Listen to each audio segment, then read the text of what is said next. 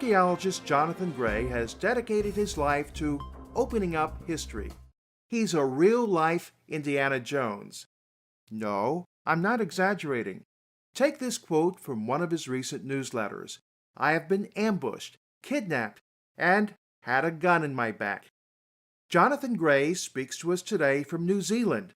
Jonathan, let's dive right into your book, Dead Man's Secrets Update. One part that reminds me of the Indiana Jones adventures is your description of underground tunnels built by ancient man. You've entered some of these, right? Tell us what you found.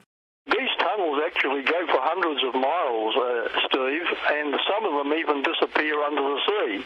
If I may cut in for a moment, I'd like to let everyone know that the ancient tunnel we're looking at now is in Cappadocia, Turkey. Now back to you, Jonathan. It looks like there was at one time an intercontinental tunnel system, and it traversed mountain ranges, jungles, deserts. In fact, nothing above the ground was an obstacle to them. Why haven't we heard more about these tunnels? Skepticism gets in the way of a lot of discoveries, and my answer to skeptics is also, if you're going to be skeptical, why don't you be skeptical about your skepticism? Many chapters of your book discuss out-of-place artifacts. One story that particularly stands out tells about an ancient complex of underground rooms discovered in Southern California. A team of archaeologists from a college investigated. What unusual objects did they find? They found pictorial evidence that man knew the art of flight, that dinosaurs were contemporaneous with man. Operations were very sophisticated and advanced. What has government done to keep these discoveries a secret? The photographs that had been taken, as well as any artifacts that had been taken out, were snatched away. The owner of the property asked what was going on. He was told to keep quiet if he wanted to continue living. The U.S. government isn't the only one distorting our view of history. Your own country of New Zealand is covering up a find in the Waipawa forest. What is that all about?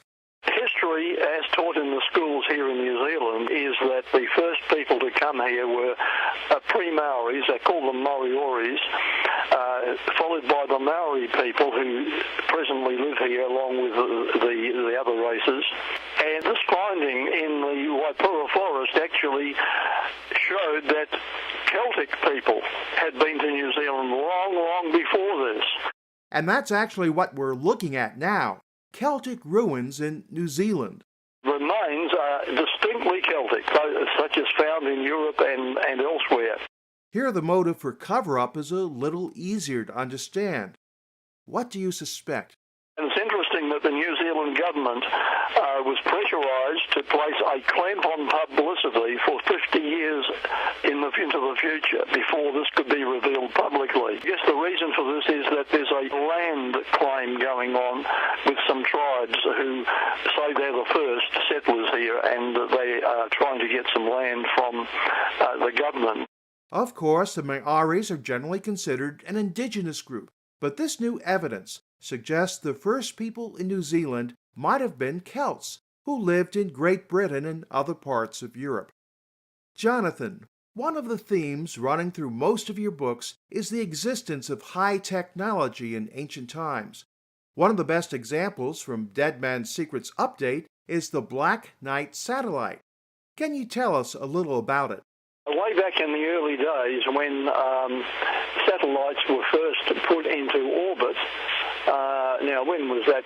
Sputnik went into orbit in October 1957. A U.S. satellite followed in January 1958. Scientists discovered another object, and this was in polar orbit. It was huge compared with the largest U.S. satellite. This is a picture that was originally identified as the Black Knight. Later, NASA claimed it was merely a so-called thermal blanket from a U.S. satellite called Discoverer 8. So this particular picture may or may not be the actual Black Knight. It was discussed in in the New York Times. Newsweek wrote about it, Life magazine, other great magazines. And since that time, Stephen has been buried in the fine print. And why is this top secret?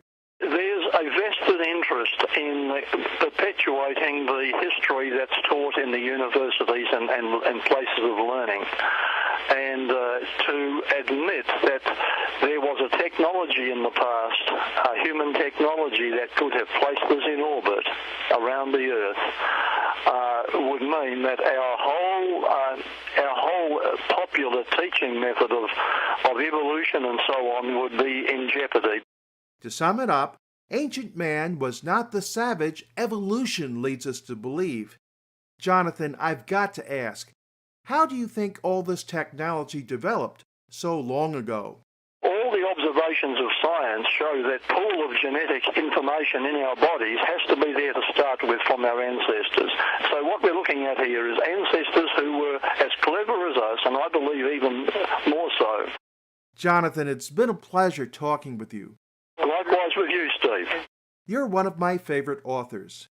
Dead Men's Secrets Update is available at Jonathan Gray's website, beforeus.com. This is Steve Eastman for Wait Till You Hear This. Discover more stories like this one on our website, waittillyouhearthis.com.